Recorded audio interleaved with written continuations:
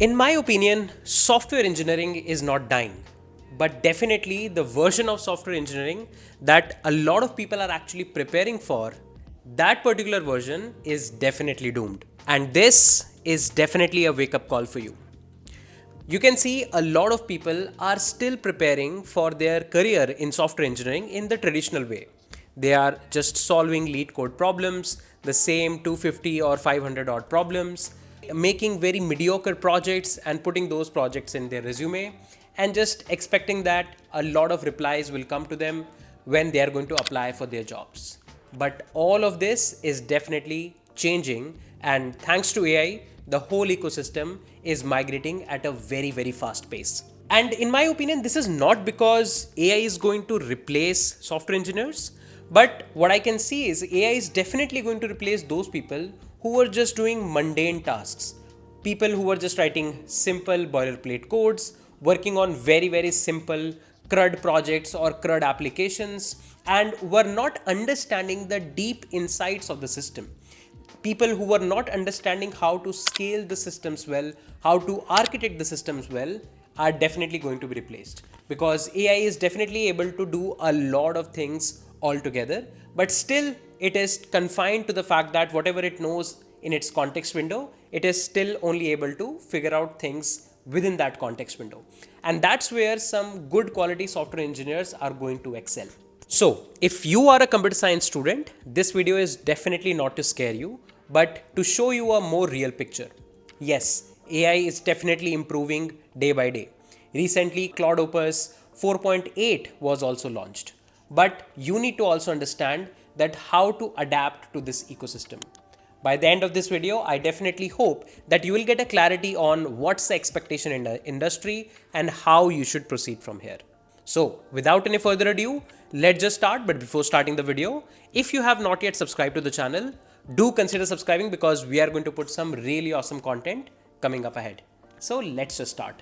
So before moving forward in the video, I would like to tell you about the brand new offering of Algocamp, which is the Lambda 5.0 course. So this is the 5th iteration of the flagship advanced backend development course with Node.js, but this time it's bigger and better. This time, Algocamp has introduced a lot of new projects. The whole ecosystem is going to be more AI powered. There are projects including Lovable Clone, your own AI fitness tracker, own AI interview planner and interview prep, I would say, tool. There is some deep engineering concepts around distributed transaction, using which you're going to make a payment system or a payment wallet system altogether. There's going to be a workflow manager project. You're going to try to understand how exactly you can use the concepts of, let's say, CDC in order to implement different projects. A lot of deep technical projects and deep technical understanding you are going to get. This particular course is going to focus on making sure that you understand the system architectures and deep system concept that a lot of senior engineers are always involved with, and try to make projects on top of that. You are going to see actual scaling strategies, replication strategies, how you can make sure that your system is fault tolerant, and concepts around, let's say, Kafka, concept around Redis and whatnot. There is so many different projects that are actually added, including a WhatsApp system, something like a Netflix-like system, a Twitch-like system, a lot of AI-powered tools. We are going to actually make something like Lovable Clone and whatnot. Do check out the link in the description section below. Get the idea about all the projects that you are going to get and build. This is something that will take you from an absolutely beginner level backend developer to a very advanced level backend engineer altogether. We have received such great testimonies from the last set of batches, and people are actually loving what we have already built, but this time we have made sure that this is bigger and better. So do check out the link in the description section below and use this coupon code to get massive discounts on the current price. And now let's go back to the video. So see, if you go back in time, like in the years 2016 to 2022, a lot of students used to ask the same question, that if I will learn Java, if I will learn Python, if I will learn C++, will I get a job? Should I practice DSA in Java, C++, Python, Ruby? What should be my first tech stack to try with? Should I do backend development? Should I do mobile development? These were the common questions. But the only thing that you can realize at this point of time is the syntactical sugar is definitely solved by AI. You do not need to know a particular language to start writing very high quality code in that particular language, because AI can help you with a lot of things. Because earlier you used to search a lot of things yourself, try to map a new language syntax with the language that you already know, and then you used to do things. All of that effort is technically gone. But you know what? What AI is still not able to do in the most efficient way is derive a technical plan. Understand how to distribute a task in smaller subtasks, which subtask is technically not dependent on anything else and can be parallelly done. How you can scale up things well. What are some of the corner cases and corner challenges that the code that has been written can actually come up with, right? Apart from this, AI is natively not able to think one step forward. For example, if let's say you are working on a tech stack, you as an engineer should be responsible to know the caveats, the corner cases, right? The special cases of that particular tech stack. For example, let's say if you're using Kafka, you should be somebody who knows Kafka in and out. If you will give the prompt to an AI agent to write code on top of Kafka, it will write a general code. But you know the context of the project, and you know based on that context how Kafka fits in. What are some of the tweaks, what are some of the configurations of Kafka that works well for the project and is indeed required for the project. So either you feed in all of this context to the agent, right? And in order to feed that in, you need to know that context. So that's where your thinking as a engineer who can do system design, who can architect the systems, who can have a product thinking and solve technical challenges in step by step, in task by task order, is something that is going to help you excel in the industry. Because what I can definitely see based on my experience, AI cannot fully solve a very messy business problems, because it cannot go and talk to people and get the requirements, gather the requirements, right? Understand their pain points, right? It is not able to always decide between architectural decisions, right? It just takes the decisions on its own and later you realize that's not the best way forward. And I can give you an example regarding that. So let's say if you will ask any particular agent to, let's say, work on writing some test cases, right? Let's say in order to write those test cases, you need to do some file IO. A lot of times what you will find is that instead of like creating the files on the go, writing test or running test on top and then cleaning up all of those files, a lot of times what the agents will do, it will create some of the baseline files, and then those files will be saved, let's say in a temp folder or maybe in your, sometimes in your own project as well, and then it writes test on top of those and again on the same files. Ideally in a production grade code, you do not want this kind of a bloat to be technically pushed, right? So you have to be somebody who should tell the AI agent that how to write the tests which suits your use cases, which suits your project requirement, and how you should move forward, right? That's how things should be technically done. So a question can now come to your mind is that, should we stop doing coding altogether? I would say definitely no. See, I follow a simple rule. If there is a concept, there is a piece of code, there is a type of project that I can like code all together end to end in an interview without the help of any AI agent, or let's say not without much help from, let's say, existing code bases, right? And I should be able to definitely do good in that interview. So for those kind of problems, I use AI way more, right? Because I know that I know in and out of these problems, I know in and out of these syntactical sugars. So it should be very easy for me to review the code that AI is going to write. But if there is something which is absolutely brand new, right, then I would be more diligent. A lot of times I would like to maybe write a bit of code with my own bare hands, at least for the prototyping purpose. Or even if I'm like very heavily using the AI agents, I would go step by step. I would not allow them to like write a complete feature. Instead, I will myself figure out the task division, play around with the agent to do the task division, and then slowly step by step, task by task, PR by PR, I will move ahead. I will thoroughly review the code as much as possible. And in order to review the code, of course, you can use some review AI agents as well. But the amount of human review, the amount of, I would say, quality that a human review can produce, I definitely believe should be far more than a normal AI review altogether. So I believe that's how you should also proceed.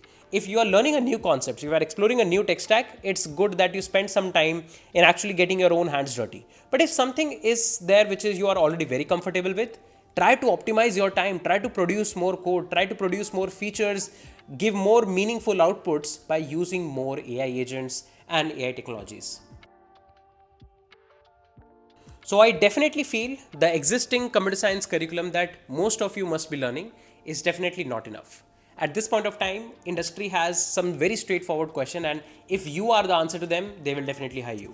Are you somebody who can actually take ownership? Are you somebody who can understand complex existing code bases?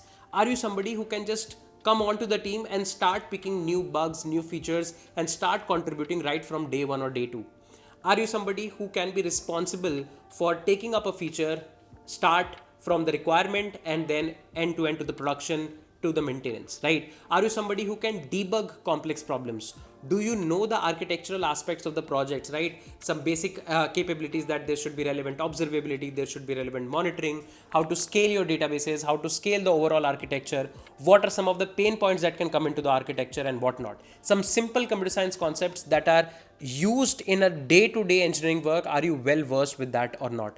Are you somebody who can write scalable APIs? How are you somebody who understands when to use microservices, when to not use microservices? And in fact, are you somebody who is well versed with the brand new AI engineering concepts? Because a lot of systems, lot of products are integrating these agents in their system. So they need people who are more hands-on and start integrating these new AI tools in their existing software.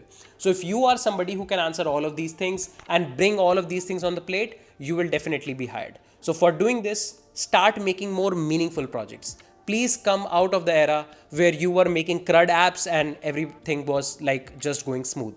Things are not that straightforward. You need to work on real engineering problems, real engineering projects, understand the caveats, understand the trade-offs, and start building more complex softwares even for your personal projects. And to be very honest, what I believe is at this point of time, understanding open source softwares also is very easy because you can now clone a open source software and understand the architecture, understand the code base, understand the choices using AI agent, because you can start asking question, it will start explaining you what has been written, how it has been written. So I think there is a lot of learning available, but you need to start practically applying things.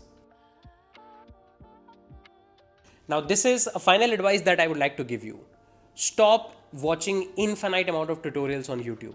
Even if you are watching some tutorial, make sure they are meaningful. They help you understand a new concept in every video or every article, let's say, that you're reading. And instead of just watching them, start building things on your own. Open up your laptop, open up your editor and start building something. Have a simple or let's say some relevant project in your mind that maybe you started working on during a hackathon, or maybe it's a team project that you are already working with, or maybe in some internship or in some open source program, or let's say you are directly contributing to some open source software. Start working on that. Actually figure out a problem, figure out a ticket, figure out an issue and start coding things on top, right? Understand what has been written, what are the things that you need to actually do, how will you do. Start thinking about cases, then when it can actually go wrong, right? Do more rigorous testing, unit testing, integration testing, right? And do more rigorous code reviews. When you will actually do things rather than just watching a tutorial and expecting that, oh, this can be something which can be easily done by Claude, you will not move ahead. Keep this thing in mind. There are a lot of engineers who are preparing for their next possible job, but there is not the same amount of supply of jobs available.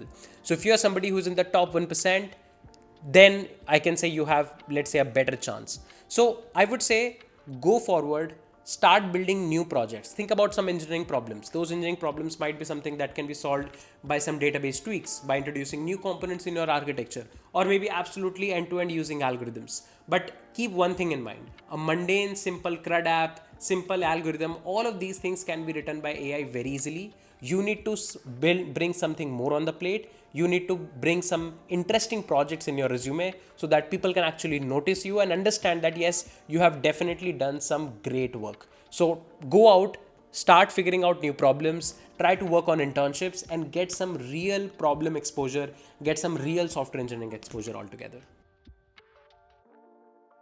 So overall, I would say software engineering is much more than just writing your APIs. There's a lot of architectural decisions, technical decisions, task breakdown, requirement gathering, right? There's a lot of production issues, observability, monitoring, scaling up your apps. There are a lot of things that actually goes on. And if you want to actually understand these concepts, you need to go in that stretch zone. For example, if let's say you are making a project which works on authentication, don't just make a simple login logout system, right? Try to go one step ahead. Try to see how you can maybe also enable multi-factor authentication, right? How you can actually integrate MFA authenticator apps and whatnot. Start thinking about more real life situations and go one step ahead. Don't just keep working in your comfort zone. Start getting a bit more uncomfortable. Trust me, the real learning lies there. So if you are a computer science graduate or about to graduate, or let's say if you're already looking for your next job, I wish you good luck, but make sure that you work hard and work in the right direction so that you can actually use AI to bring more things, more skills on the plate rather than just being scared that, okay, AI is going to take everybody's job. Of course, till the time that doomsday doesn't happen, you need to make sure that you work hard and get your next software engineering job. So if you like this particular video, do drop your thoughts in the comment section below. I would be happy to hear what are your thoughts and how exactly this complete industry is changing. Also, if you found this particular video useful, then do click on that like button. It will boost our video and help YouTube understand that you got some value from this video, and it will push it to much more software engineers. That being said, let's wrap this particular video here. We are going to meet soon in the next set of videos. Till then, take care. Bye-bye. I'm Sanket Singh, signing off.